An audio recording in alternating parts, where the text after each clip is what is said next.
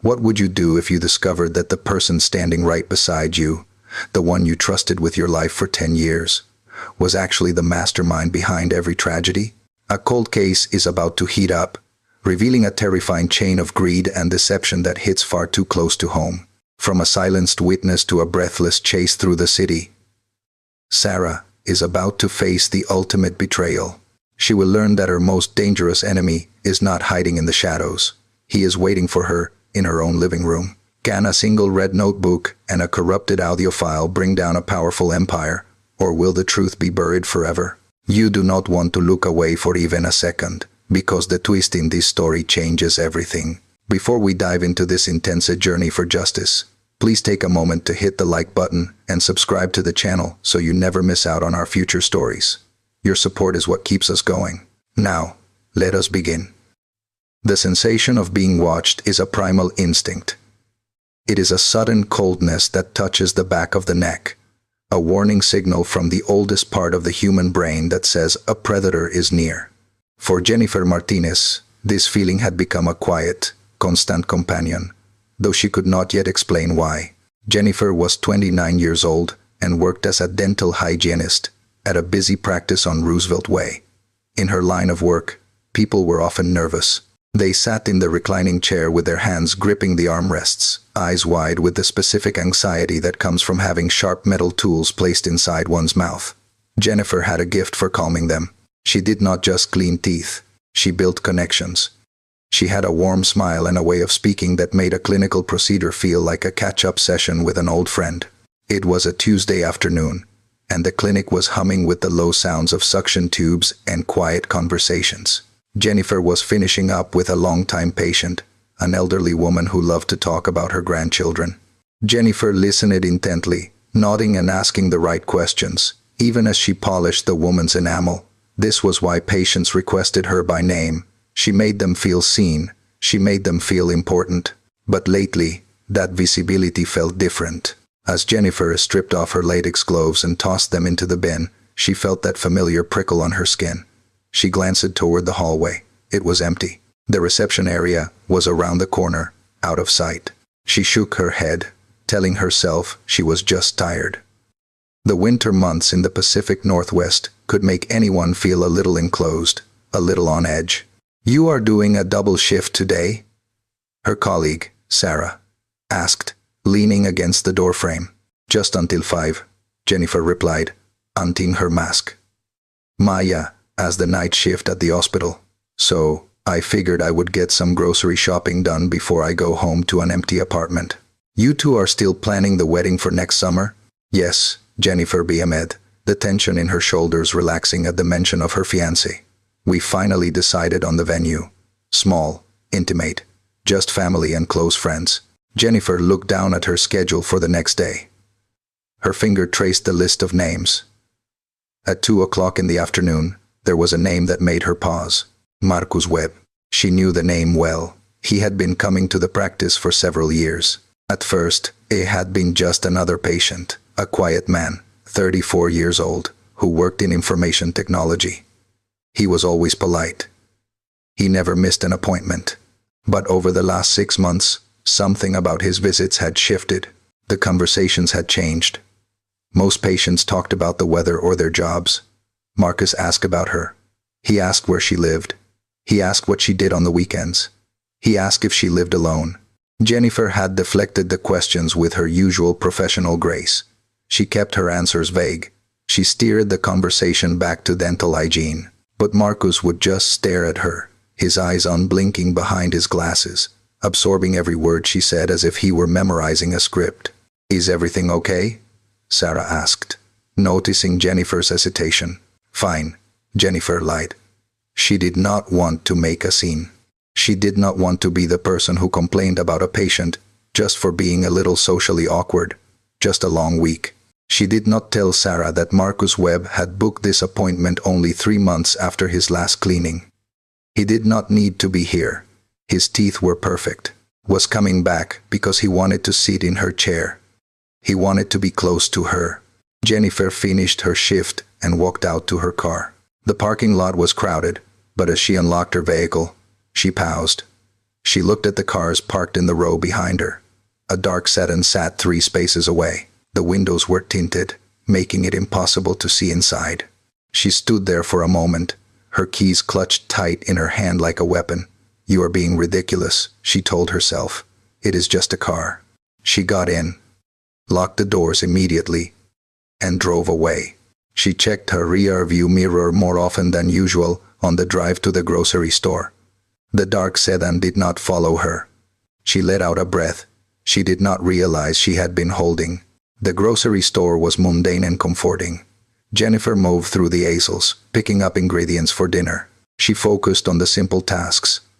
Choosing the best apples, finding the brand of coffee Maya liked, deciding between pasta or rice. This was her life, normal, safe, filled with small acts of love for the people she cared about. She did not see the man standing at the end of the cereal aisle.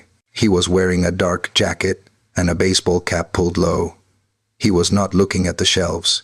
He was looking at her. He held his phone up, pretending to read a text message, but the camera lens was pointed directly at Jennifer as she reached for a box of tea. It took a photo, then another. When Jennifer turned her head, he vanished around the corner, moving with the silent practice of someone who had done this many times before. Jennifer arrived at home to her apartment in the Greenwood neighborhood. It was a quiet area, the kind of place where neighbors knew each other and children played street hockey on the weekends. She carried her bags upstairs, greeted by the enthusiastic barking of Pepper, her rescue dog. "Hey, buddy," she cooed, kneeling to scratch behind his ears. "Did you miss me?" The apartment was warm and welcoming. Photos of her and Maya covered the fridge. There was a life here that they were building together, brick by brick. Jennifer unpacked the groceries and started preparing a simple meal. She texted Maya, "Home safe. Love you." Her phone buzzed with a reply a moment later. "Love you too. Be safe. Lock the deadbolt." Jennifer smiled at Maya's protectiveness. Maya worked in the emergency room. She saw the worst of what happened when safety failed, so she was always cautious. Jennifer walked to the front door and turned the heavy brass lock. Click. She was safe.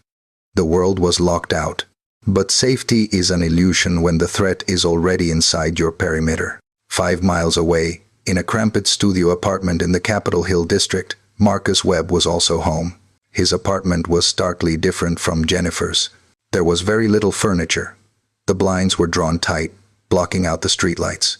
The only illumination came from the blue glow of 3 computer monitors arranged in a semicircle on his desk. Marcus sat in his ergonomic chair, his posture rigid. He was not working on an IT ticket. He was working on his project. He uploaded the photos he had taken at the grocery store an hour ago.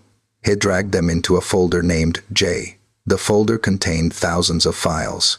He opened a new document and began to type. He did not type random thoughts. He wrote a narrative. He wrote about how beautiful Jennifer looked under the fluorescent lights of the store. He wrote about how she had almost seen him, and the thrill that had raced through his heart when she looked his way. He truly believed she was special. He believed they had a connection that transcended the professional boundary of the dental office. When she smiled at him, he felt it in his soul. He had convinced himself that she felt it too, but that she was trapped by societal rules, trapped by her job, trapped by her relationship with Maya. He believed he needed to save her. Marcus swiveled his chair away from the screens. The wall behind his desk was covered in corkboards. Pinned to them were printed photographs. There was Jennifer walking her dog. There was Jennifer getting coffee. There was Jennifer laughing with a friend at a park. Some of the photos were taken from close range. Others were taken from a distance, through the leaves of trees, or from across a street. Marcus stood up and walked to the wall. He reached out and touched a photo of Jennifer smiling. It was the smile she gave him at the office, the professional one. But he interpreted it as an invitation. "You do not understand yet," he whispered to the silent room. "But you will." She walked to the corner of the room, where a stack of supplies sat against the wall. He had been buying things slowly, piece by piece, so as not to raise suspicion. Various supplies lay arranged in the corner, items he had acquired slowly over the past few weeks to prepare for what he believed was necessary. A picked up the lockpick set. A had been practicing for weeks. He could now open his own front door in under 30 seconds. A knew Jennifer's apartment had a standard key lock. It would not be difficult. Marcus did not see himself as a villain. In the twisted logic of his delusion, he was the romantic hero of a story that just hadn't reached its climax yet. He thought that if he could just get her alone, away from the distractions of her job and her partner, he could explain everything. He could make her see. A went back to his computer. A pulled up Jennifer's work schedule, which he had memorized. A pulled up Maya's hospital shift rotation, which he had figured out by watching their apartment for nights on end. Maya would be working the night shift on March 16th. Jennifer would be home alone. Marcus looked at the calendar on his screen. March 16th was only a few weeks away. He opened a new window and searched for soundproofing foam. The plan was moving from the digital world into the physical one. The unseen observer was preparing to reveal himself. And as Marcus stared at the smiling face of Jennifer Martinez on his screen, he felt a calm sense of purpose. She would be his. It was only a matter of time. The name on the digital schedule blinked at 2 o'clock in the afternoon. Marcus Webb. Jennifer Martinez stood by the sterilization counter, organizing her tray of instruments. The metal tools clinked softly against the stainless steel, a familiar sound that usually brought her focus. Today, however, the sound felt sharp and jarring. She took a slow breath, reminding herself of her training. She was a professional. Every patient deserved the same standard of care, regardless of how quiet or awkward they might be. "He's early," Sarah whispered, passing by the sterilization area. "He has been sitting in the waiting room for 20 minutes, just staring at the door." Jennifer forced a smile. "Some people are just punctual, Sarah. It is a good thing." "It is not the punctuality," Sarah murmured, lowering her voice further. "It is the intensity. He looks like he is preparing for an exam, not a teeth cleaning." Jennifer waved her colleague away and walked to the waiting room. Marcus Webb was indeed there, sitting in the corner chair, his hands folded neatly in his lap. He wore a nondescript gray shirt and dark trousers. He looked entirely ordinary, a 34-year-old man who worked in information technology and blended seamlessly into the background of the city. But when Jennifer opened the door and called his name, his head snapped up with a speed that made her pulse jump. "Marcus," she said, keeping her voice bright and welcoming, "we are ready for you." He stood up immediately. He did not check his phone or gather any bags. He had been waiting solely for this moment. He walked past her into the clinical area, and for a second, Jennifer felt the air shift as he moved by. It was not a smell, but a presence, a heavy, expectant energy that seemed to follow him. He sat in the dental chair without needing instructions. He knew the routine. He had been here 3 months ago, and 3 months before that. "How have you been, Marcus?" Jennifer asked as she adjusted the headrest. She pumped the chair up, bringing him to her level. "How is work?" "Work is fine," Marcus said. His voice was soft, flat. He did not look at the ceiling or the dental light. He looked directly at her face mask. "I fixed a server issue yesterday. It was complex, but I solved it." "That is great," Jennifer said, clipping the paper bib around his neck. "It must be satisfying to solve problems like that." "I like fixing things," he replied. "I like knowing how systems work. Once you understand the system, you can control the outcome." Jennifer paused for a fraction of a second before picking up her mirror and explorer. The comment was innocuous enough, but the way he said it, with such absolute certainty, felt strange. She dismissed it and leaned in. "Open wide for me, please." For the next 20 minutes, the only sounds were the scrape of the scaler and the hum of the suction. Usually, Jennifer would fill the silence with light chatter. She would talk about the weather, or a new restaurant, or general trivia. But today, words failed her. Every time she glanced down, Marcus's eyes were open, fixed on her. Most patients closed their eyes or looked at the television screen mounted on the ceiling. Marcus did not blink. He watched her gloved hands. He watched her eyes above the mask. When she finished the scaling, she sat the chair up slightly to give him a rinse. This was usually the moment the appointment ended, but Marcus did not move to get up. "You have a very gentle touch," he said. He was not smiling. His expression was serious, almost analytical. "Thank you," Jennifer said, turning to write her notes on the computer. "We try to make it as comfortable as possible." "It is not just the technique," Marcus continued. "It is you. You care about people. I can tell. Most people in this city, they look right through you. But you see people." Jennifer stopped typing. Her fingers hovered over the keyboard. She turned her stool slightly to face him, keeping a professional distance. "That is kind of you to say, Marcus. I enjoy my job. Do you enjoy living in Greenwood?" The question came out of nowhere. It landed in the space between them like a stone dropped in quiet water. Jennifer felt a cold spike in her chest. She had never told Marcus which neighborhood she lived in. The dental practice was in Northgate, miles away from her apartment. "Greenwood is a nice area," she deflected, keeping her tone even. "Lots of families." "I know," Marcus said. He leaned forward slightly in the chair. The paper bib crinkled. "I was driving through there the other day. It seems very quiet. Very safe. Better than living downtown." Jennifer's mind raced. Had she mentioned it in a previous appointment? She searched her memory but found nothing. She was always careful about personal details. "It is convenient," she said shortly. "Now, Marcus, your gums look healthy, but I want you to make sure you are flossing the back molars a bit more." She tried to pivot back to clinical matters, to re-establish the professional boundary that felt like it was dissolving. But Marcus ignored the dental advice. "And you go hiking on the weekends," he stated. It was not a question. "Many people in Seattle hike," Jennifer said, her voice tightening. She stood up, signaling that the appointment was over. She removed her gloves with a snap. "It is part of the culture here." "Mount Rainier," Marcus said softly. "The Paradise Trail. It is beautiful this time of year." Jennifer froze. She had posted a photo of the Paradise Trail on her Instagram 3 days ago. Her account was public, yes, but she did not use her full name on it, and she certainly had not shared it with her patients. She looked at him. Really looked at him. Beneath the bland exterior of the IT technician, she saw something focused and hungry. He was not just making polite conversation. He was reciting facts he had gathered. He was showing her that he knew her. "How do you know I hike at Rainier, Marcus?" she asked directly. She needed to know. She needed to hear him admit it.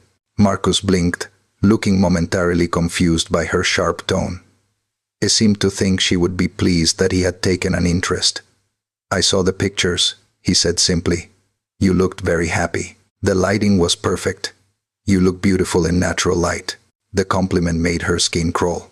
It was intimate, possessive, and entirely inappropriate for a dental office. "Marcus," Jennifer said, and this time she let the authority enter her voice. "I need to be clear. I am your dental hygienist. My personal life, my hobbies, and where I live are not things we discuss here. You are crossing a boundary." For a moment, silence hung heavy in the small room. Jennifer waited for him to get angry, to defend himself, or to apologize profusely like a normal person who had made a social error. Marcus did none of those things.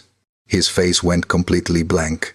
The faint, hopeful expression vanished, replaced by a mask of cold neutrality. He looked at her not with anger, but with a chilling assessment, as if he were recalculating a complex equation that had just produced an unexpected result. "I understand," he said. His voice was devoid of emotion. "I apologize if I made you uncomfortable. I just thought. We had a connection. We have a professional relationship," Jennifer corrected him firmly. "That is all." Marcus nodded slowly. He reached up and unclipped the bib himself, letting it fall to the floor. He stood up. He was taller than her, and in the small confines of the operatory, he loomed. "A professional relationship," he repeated, testing the words as if they were in a foreign language. "Of course, I will not bring it up again." He walked to the door. His movements were calm, controlled. He did not look back at her. He did not say goodbye. He simply opened the door and stepped out into the hallway, disappearing toward the front desk to pay his bill. Jennifer remained in the room, staring at the empty chair. Her heart was hammering against her ribs. Her hands, usually so steady, were trembling slightly.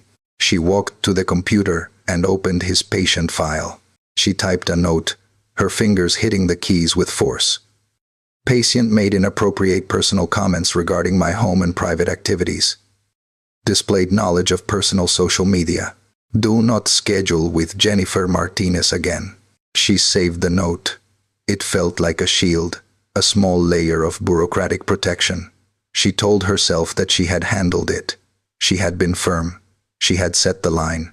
But as she wiped down the chair, preparing for the next patient, she could not shake the feeling of his eyes on her. He had not argued. He had not raised his voice.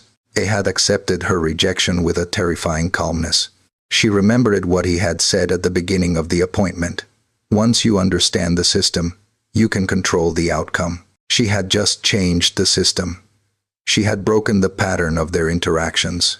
And she had no idea what new outcome Marcus Webb was now calculating in the silence of his own mind. Outside, the sun was shining, but inside the office, the air felt colder than before.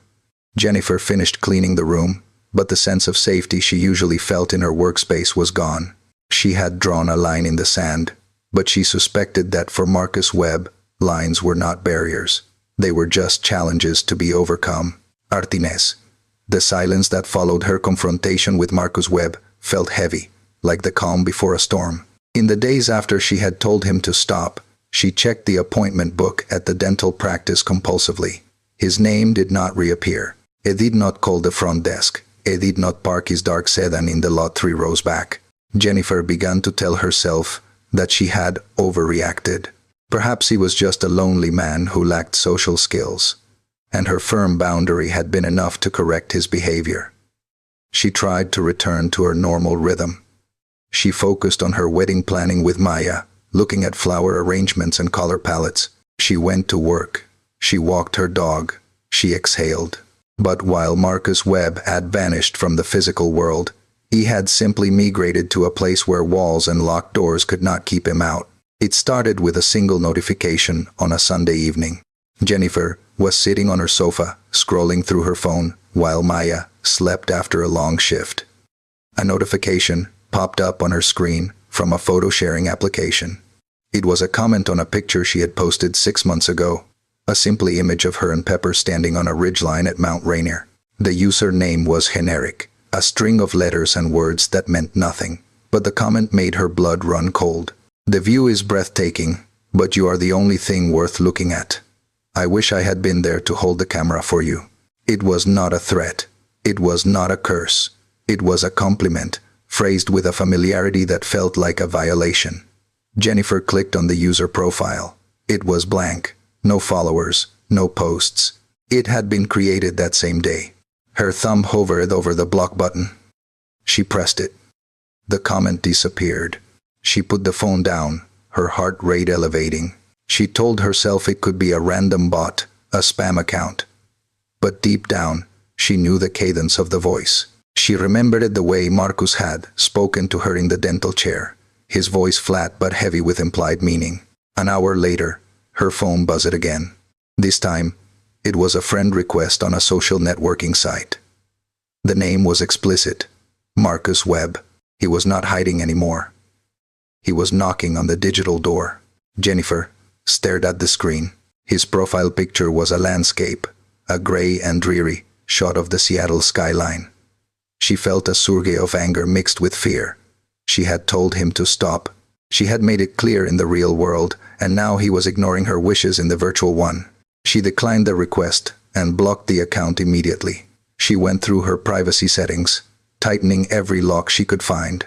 She changed her profile visibility from public to private. She limited who could send her messages. She built a digital fortress around herself, believing that if he could not see her, he would lose interest.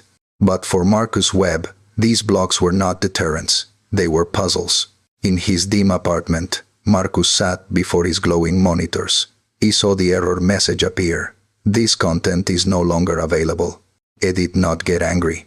He did not smash his keyboard. He simply adjusted his glasses and opened a new window. To Marcus, Jennifer's rejection was not a signal to leave. It was a signal that she was playing hard to get, or that she was being influenced by others. He believed that if he could just find the right channel, the right frequency, she would listen.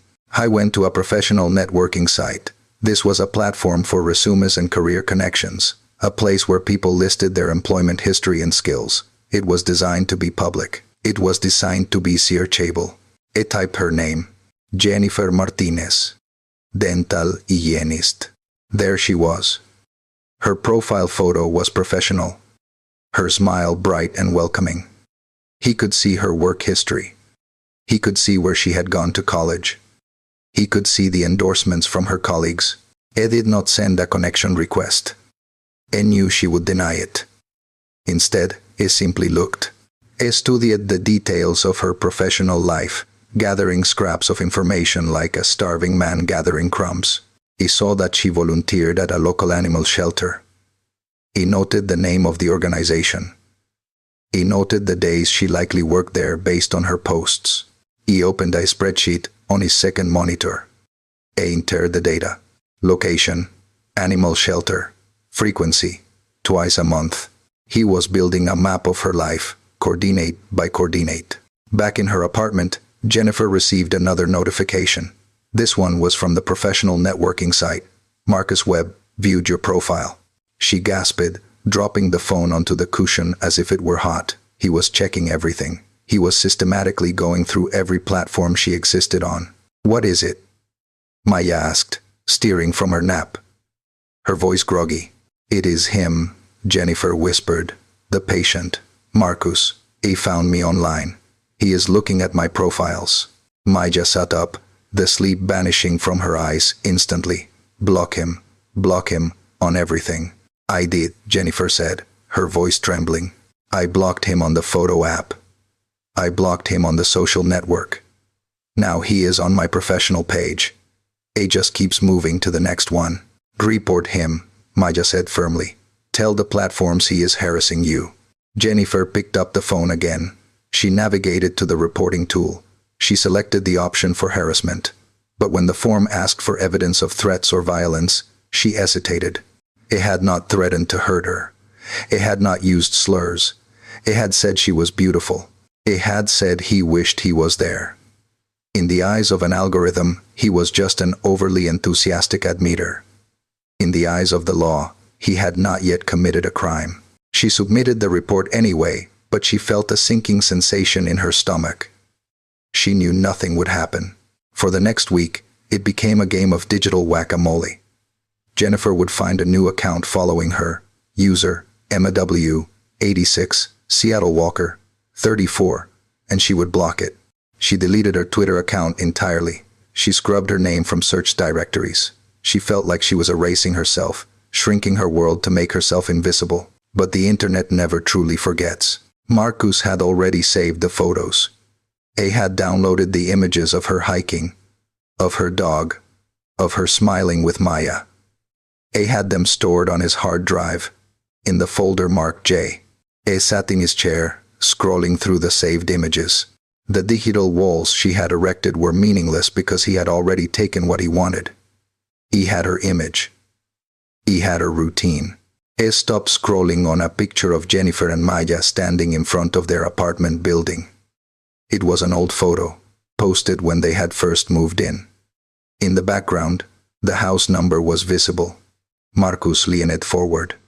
Eso Medin. The pixels blurred, but the numbers were clear enough. 419. He opened a map application.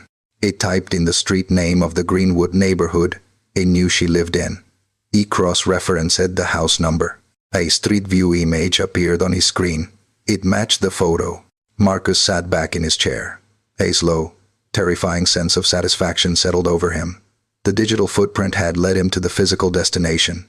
He no longer needed the internet to see her.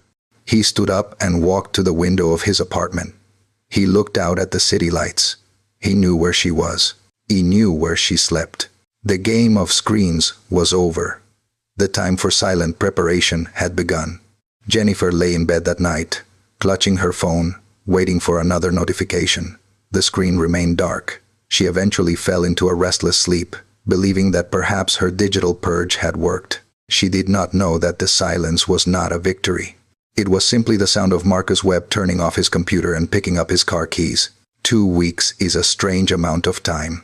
It is long enough for a bruise to fade, for a rumor to die down, and for the sharp edge of fear to dull into a manageable background age. For Jennifer Martinez, the 2 weeks following her digital purge felt like a slow exhale.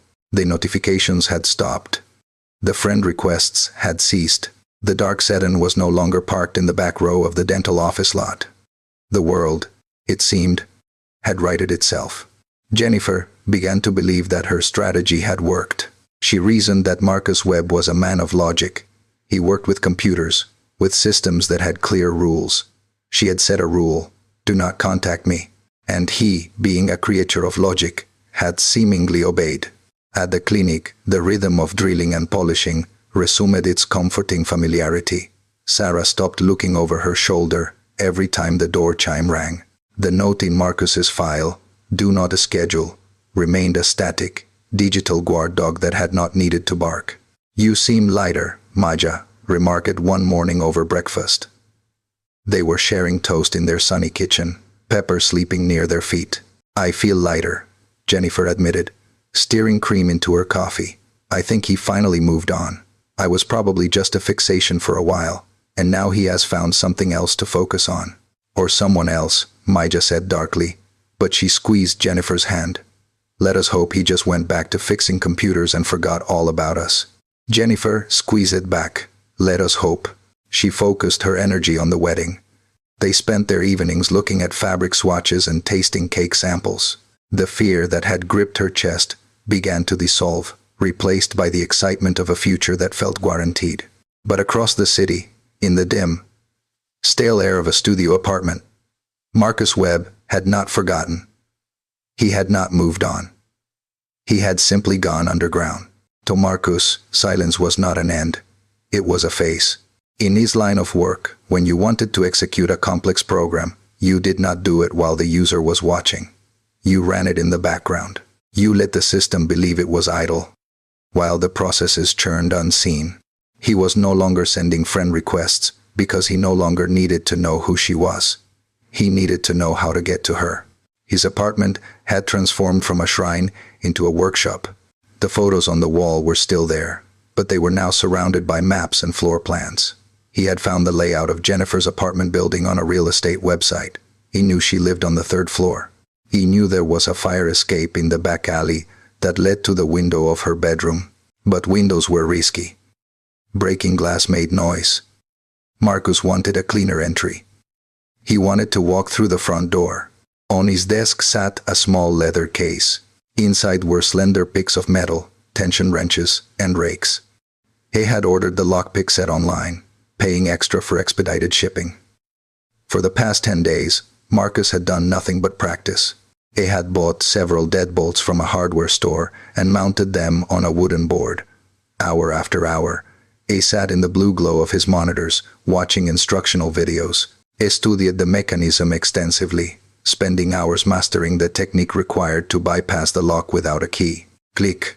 The sound was small, metallic, and satisfying. The lock turned. Marcus reset it. He wiped his hands on his trousers, sweating slightly from the concentration. He did it again. Click. He practiced until his fingertips were sore and calloused. He practiced until he could do it with his eyes closed, feeling the vibrations of the metal pins through the pick. He was not a criminal in his own mind. He was an engineer solving a mechanical problem. The lock on Jennifer's door was just a firewall, and he was writing the code to bypass it. He also needed supplies. This part of the preparation required careful choreography to avoid leaving a digital trail that was too obvious.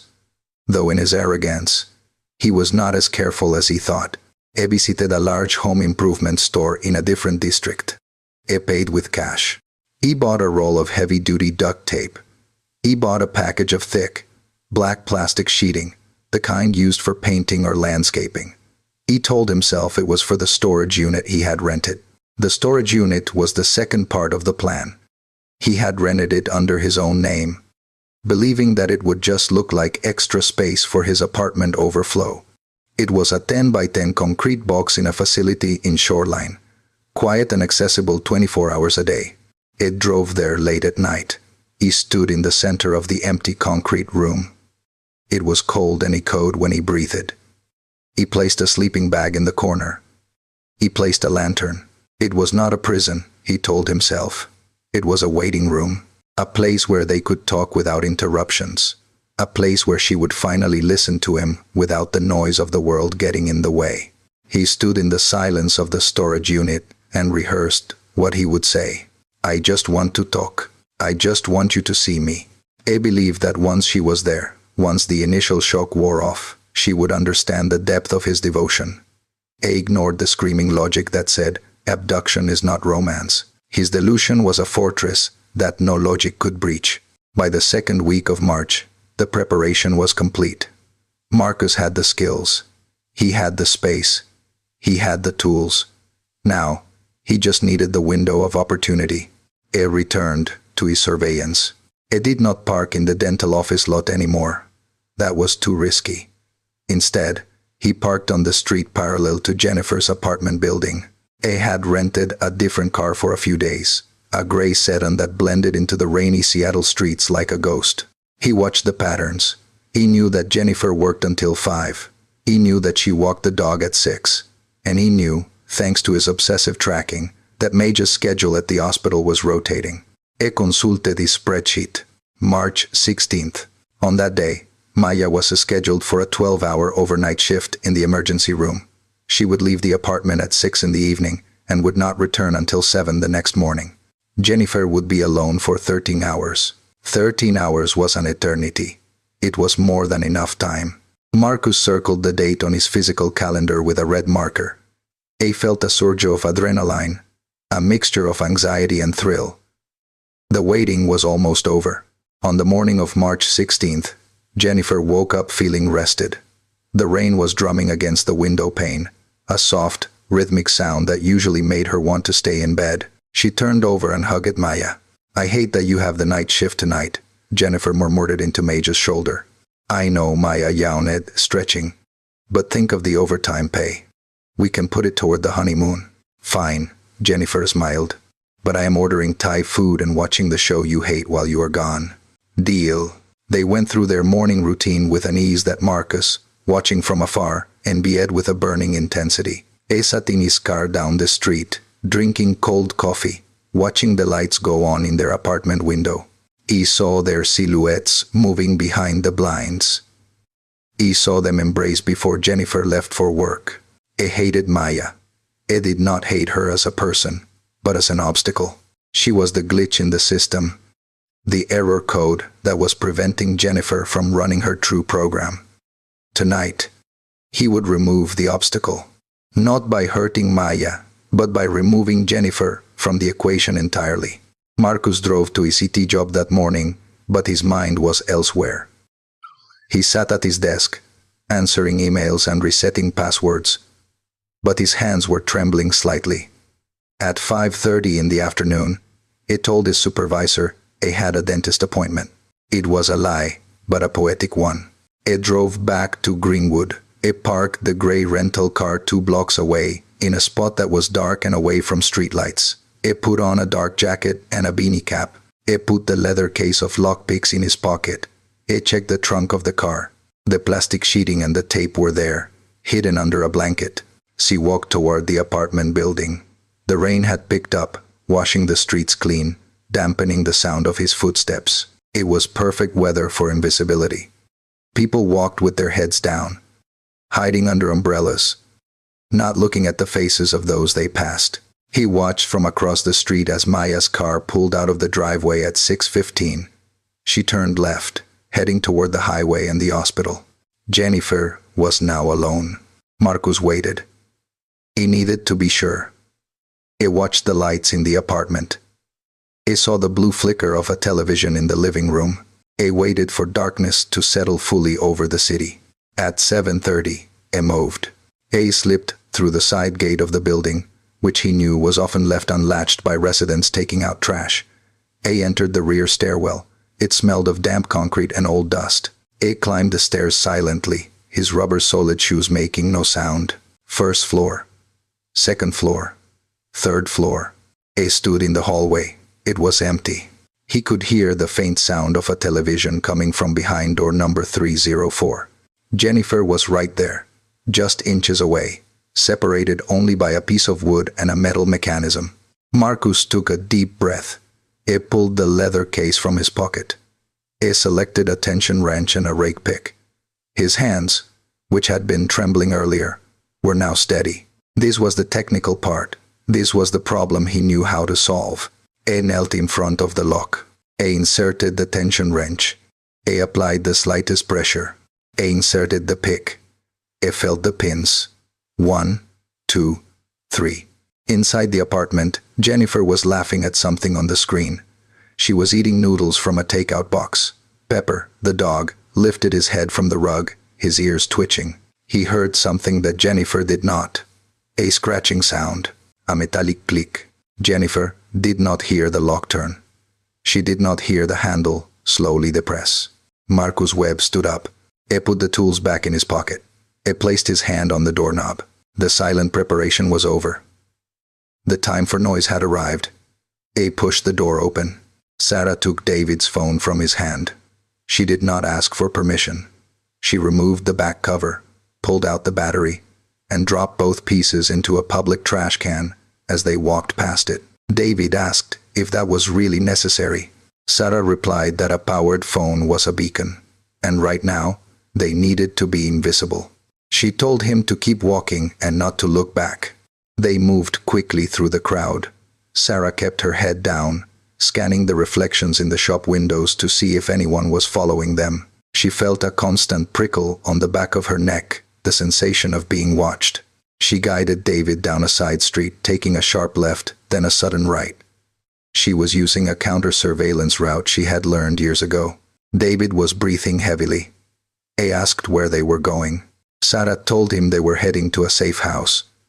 It was a location not listed in any official database, a place she paid for with cash under a fake name.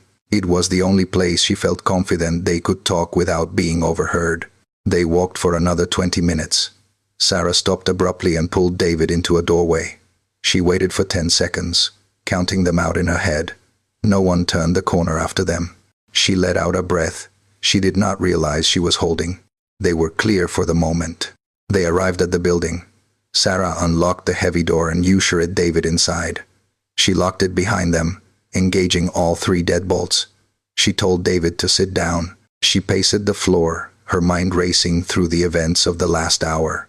The threat they received was specific. It meant the opposition knew exactly who they were talking to. David asked for a glass of water. Sarah handed him a bottle from her emergency supplies. She stood over him.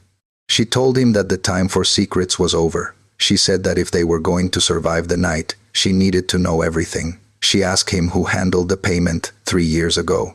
David took a long drink. He wiped his mouth with his sleeve. He said it was a wire transfer. It went through a shell company. He said he never met the person who authorized it.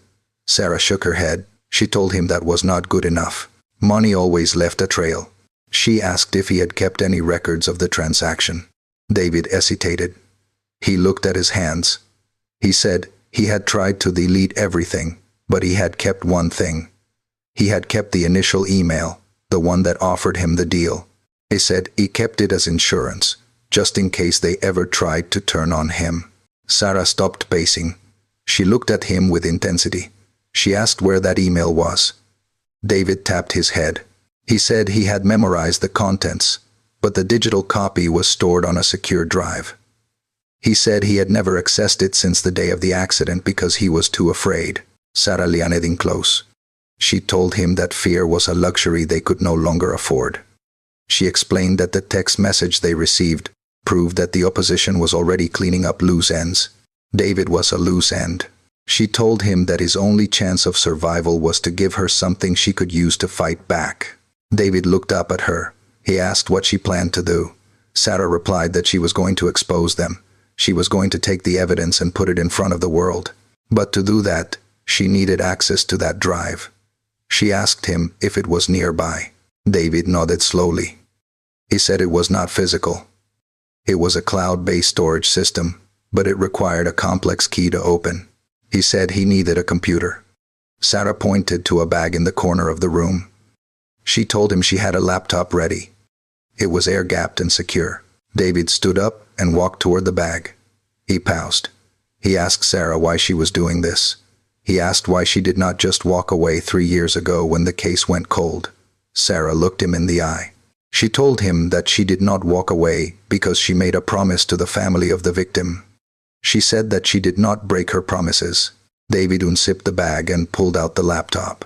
He opened it and pressed the power button. The screen lit up, casting a pale glow on his face. He looked at Sarah.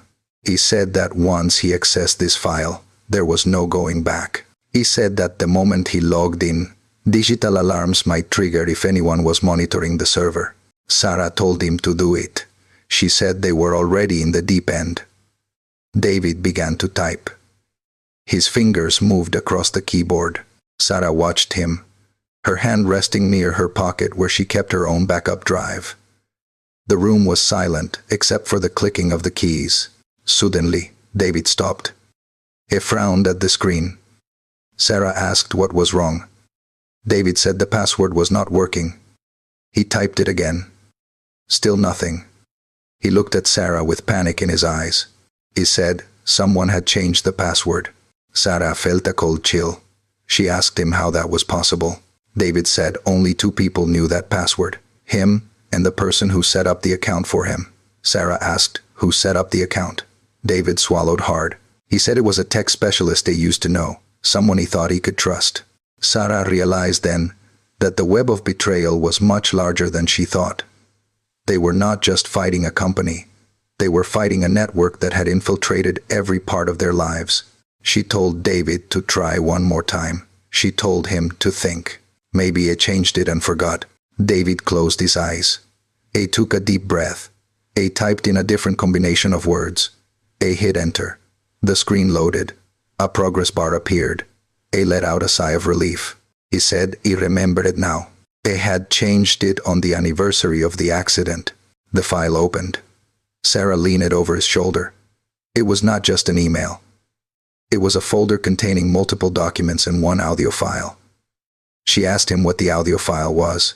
David looked at her, his face pale. He said it was a recording he made without anyone knowing. He said it was the conversation that happened 5 minutes before the crash. Sarah felt her heart pound in her chest. This was it. This was the smoking gun. She told him to play it. David moved the cursor over the play button. His hand was shaking. He clicked it. A voice filled the room. It was grainy and distorted, but Sarah recognized it immediately. It was the voice of the man she had been hunting for 3 years. But then, a second voice spoke on the recording. Sarah froze. She knew that second voice. It was a voice she heard every day. It was a voice she trusted. She grabbed the edge of the table to steady herself. She looked at David. David looked back at her with sympathy. He asked if she recognized the second speaker. Sarah could not speak. She simply nodded. The betrayal was absolute. The enemy was not just outside the door. The enemy had been sitting at her dinner table for years. Sarah told David to copy everything to the local drive and then shut down the connection immediately. She needed to think. She needed a plan. And she needed to confront the person who had lied to her face every single day since the investigation began. The game had just changed completely. Sarah stood directly in front of David, blocking his path. She told him that time was running out.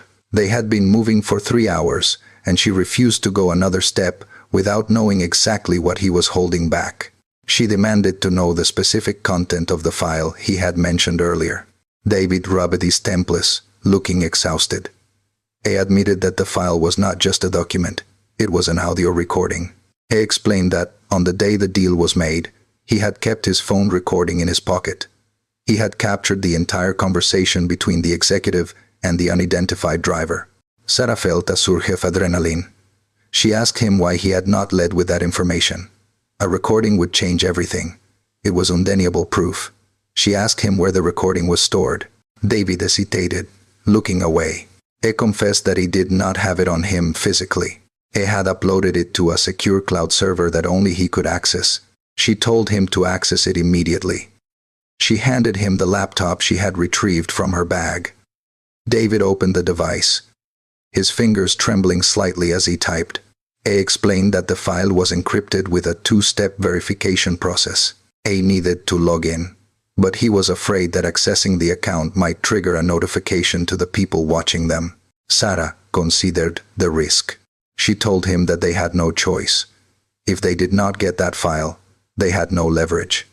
She instructed him to proceed but to be ready to disconnect the internet connection the second the download finished. David nodded and pressed the enter key. A loading bar appeared on the screen. Sarah watched it move slowly. 10%, 20%. The silence between them was thick with anxiety. She asked him who else knew about this server. David shook his head and said no one knew. He had created it under a false name years ago. Suddenly, the screen flashed red. A warning message popped up. David panicked. He said that someone was trying to override his access from a remote location. Sarah realized they were not the only ones online. The opposition had been monitoring for this exact moment. She told him to hurry up and bypass the security. David typed furiously. He said he was trying to reroute the connection to buy them more time. He managed to stabilize the download. 50%. Sarah urged him to go faster. She asked him what the voices on the recording were saying. David spoke without looking up. He said they were discussing a timeline. They were planning the accident weeks in advance. 70%. Sarah felt a cold realization wash over her. It was premeditated. It was not a heat-of-the-moment decision. It was a cold, calculated strategy. She asked if the driver mentioned a name. David paused for a split second. He said yes. The driver had mentioned someone Sarah knew very well. Before he could say the name, the screen went black. Then, it rebooted with a strange logo. David cursed under his breath. He said they had been locked out. The download had stopped at 90%. It tried to restart the system, but the laptop was not responding. Sarah grabbed his arm. She asked if the file was corrupt. David checked the local drive. He said that they had a partial file. It might be enough to get a voice match, but the end of the conversation was missing. The most damning part, the part with the name, might be cut off. She released his arm and paced the floor. She told him they needed a specialist. They needed someone who could recover the corrupted data. David warned her that bringing in a third person was dangerous. It reminded her of the text message they received. Trusting anyone else could be a fatal mistake. Sarah turned to him. She said she knew one person who could help, someone who owed her a favor from 5 years ago. She did not want to involve him, but they were out of options. She told David to pack everything up. They were leaving again. David asked where they were going this time. Sarah replied that they were going to the city center. It was risky, but it was the best place to hide in plain sight. She told him that if they stayed stationary, the people tracking the digital signal would find them within the hour. As they prepared to move, David stopped. He looked at Sarah with a serious expression. He told her there was one more thing she needed to know about the recording. He said that during the meeting he recorded, the executive received a phone call. The person on the other end of that call was not a stranger. David said he recognized the voice coming through the speakerphone. Sarah froze. She asked whose voice it was. David took a deep breath.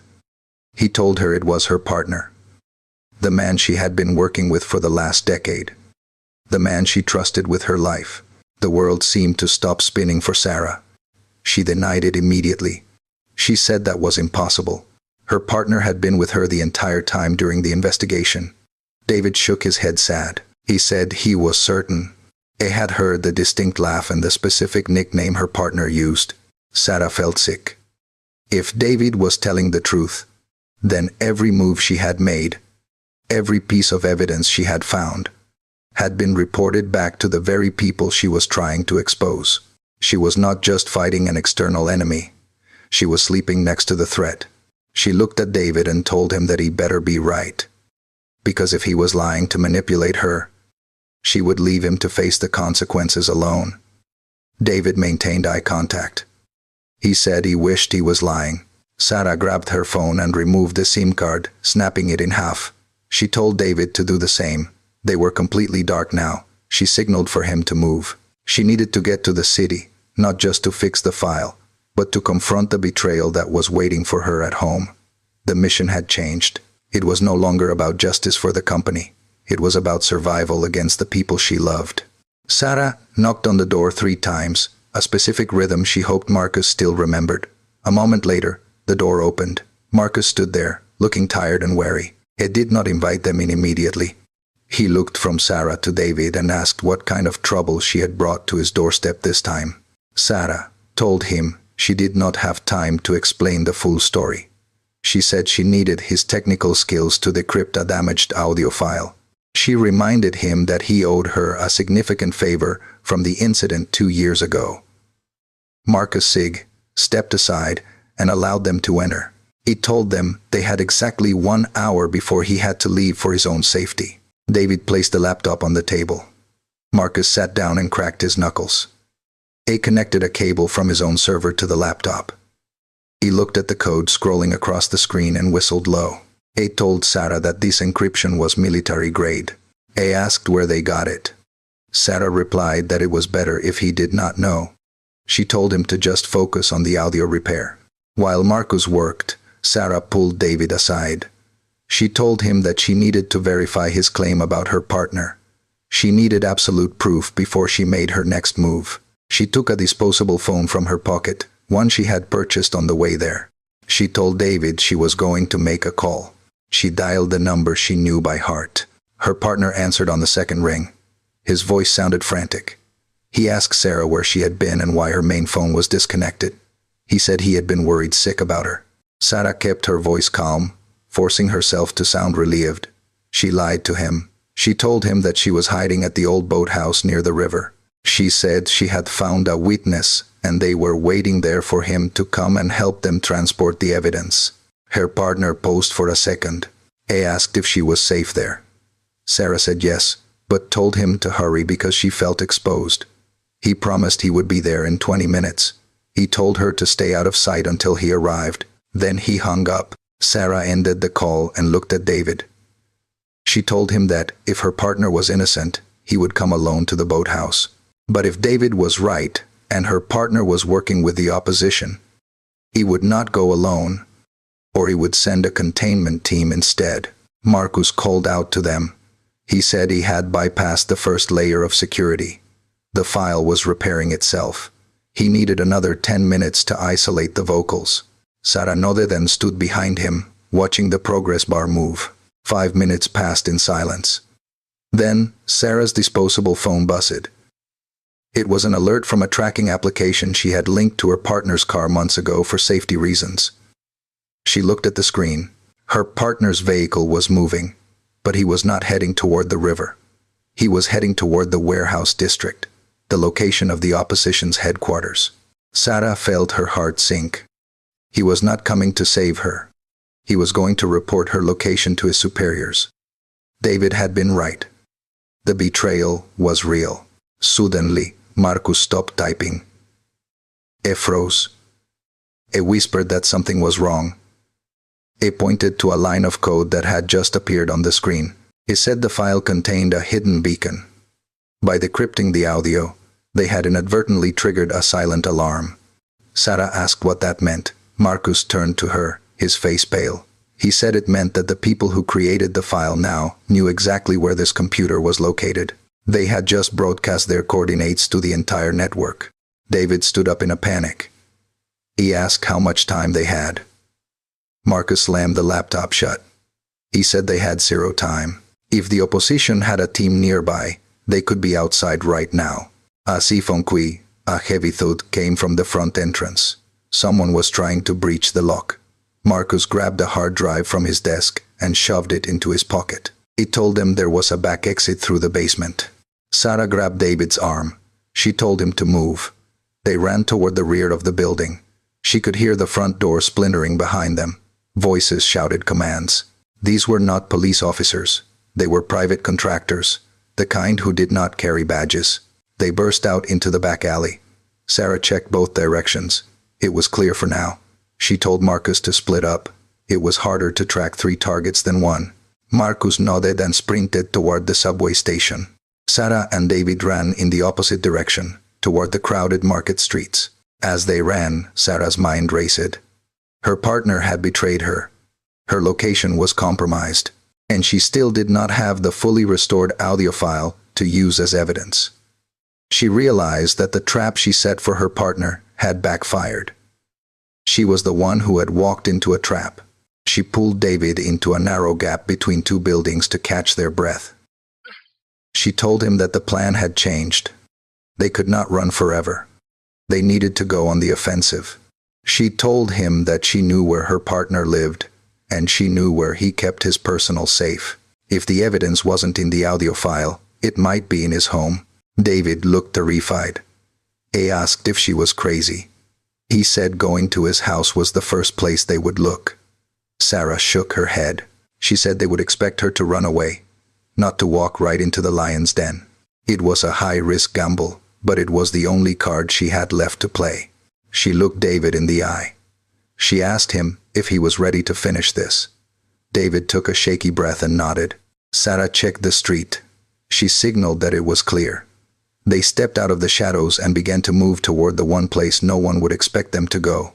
Sarah used her spare key to unlock the front door. She motioned for David to stay close behind her. The house was silent. She knew they had very little time before her partner returned from the warehouse district. She went straight to the study. She knew exactly where the hidden safe was located because she had helped install it 4 years ago. David stood guard at the doorway, checking the hallway nervously. Sarah moved the panel behind the bookshelf. She typed in the combination. It was the date of their first successful case together. The lock clicked open. Inside, there were stacks of cash and a single red notebook. She grabbed the notebook and flipped through the pages. It was a ledger. It listed every bribe, every payoff, and every cover-up operation for the last decade. Her name appeared several times, listed as a risk factor. He had been monitoring her for years. David whispered loudly that he heard a car pull into the driveway. Sarah shoved the notebook into her jacket. She closed the safe. She told David there was no time to run. They were trapped. She told him to hide in the closet and not to come out, no matter what he heard. David hesitated, but obeyed. He stepped into the closet and closed the door just as the front entrance opened. Heavy footsteps echoed on the floor. Sarah stood in the center of the room, waiting. Her partner walked into the study. He stopped when he saw her. He did not look surprised. He looked resigned. He asked her how long she had known. Sarah replied that she only knew for sure when she saw his name in the ledger. She asked him why he did it. She walked over to his desk and sat down. He told her that everyone had a price. He said that the people they were fighting were too powerful to defeat. So he decided to join them to ensure his own survival. He told her she was fighting a losing battle. He asked her to hand over the notebook and promised he could negotiate a deal for her safety. Sarah shook her head. She told him she did not want his deal. She wanted justice for the people who had been hurt. She reached into her pocket, but not for a weapon. She pulled out her phone. She showed him the screen. It was recording. Her partner laughed dryly. He said a recording would not leave this room. He stood up and moved toward her. He told her to give him the phone. Sarah took a step back. She told him it was too late. The phone was not just recording. It was broadcasting live to a remote server that Marcus had set up. The audio of his confession had already been uploaded. His expression changed from confidence to fear. He realized he had just admitted his guilt to the entire world. He lunged for the phone, but Sarah was faster. She sidestepped him and pushed him back. She told him it was over. At that moment, the sound of sirens began to wail in the distance. Someone had been monitoring the broadcast and called the authorities. Her partner looked at the window, then back at Sarah. He slumped back into his chair, defeated. He knew there was no escape this time. The lights from the police vehicles flashed against the walls, but Sarah did not look outside. She kept her eyes on her former partner until the officers entered the room. They read him his rights and placed him in handcuffs. He did not resist. As they led him away, he looked at Sarah one last time. He told her she should have taken the money. Sarah replied that some things were worth more than money. David emerged from the closet. He looked shaken but relieved. An officer approached them and asked for their statements. Sarah handed over the red notebook. She told the officer that everything they needed to bring down the entire network was in those pages. The next few hours were a blur of questions and paperwork. Sarah and David were separated for the briefing. When Sarah finally walked out of the station, it was morning. The air felt different, lighter. The weight of the investigation was finally off her shoulders. Marcus was waiting for her outside. He nodded at her. He told her that the broadcast had gone viral. The story was everywhere. The company could not spin this. The evidence was too overwhelming. The executive board was already resigning, and investigations were launching in 3 different countries. Sarah asked about David. Marcus pointed to a car nearby. David was sitting in the back seat talking to a federal agent. Marcus said that David had cut a deal. He would serve a short sentence for his involvement, but he would be protected. He was finally safe. Sarah leaned against the wall. She felt exhausted. She had won, but she had lost her best friend and partner in the process. Marcus asked her what she was going to do next. Sarah looked at the city skyline. She said she was going to sleep for a week. After that, she would find a new case. There were always more secrets to uncover. Marcus smiled. He told her he would be ready when she was. He handed her a fresh phone and walked away. Sarah took a deep breath. She was alone again, but for the first time in years, she was free. She walked down the steps, ready to face whatever came next. And that is the end of our story. The truth always has a way of coming out, no matter how deep it is buried. Sarah proved that, even when the odds are against you, standing up for what is right is the only choice that matters. If you enjoyed this mystery and want to see more stories like this, please remember to press the like button and share this video with your friends. It really helps the channel grow. Don't forget to subscribe and turn on notifications so you never miss an episode. Let me know in the comments section. Do you think Sarah should have forgiven her partner? Or did he get what he deserved? I read every single comment. Thank you so much for watching. And I will see you in the next video. Goodbye for now.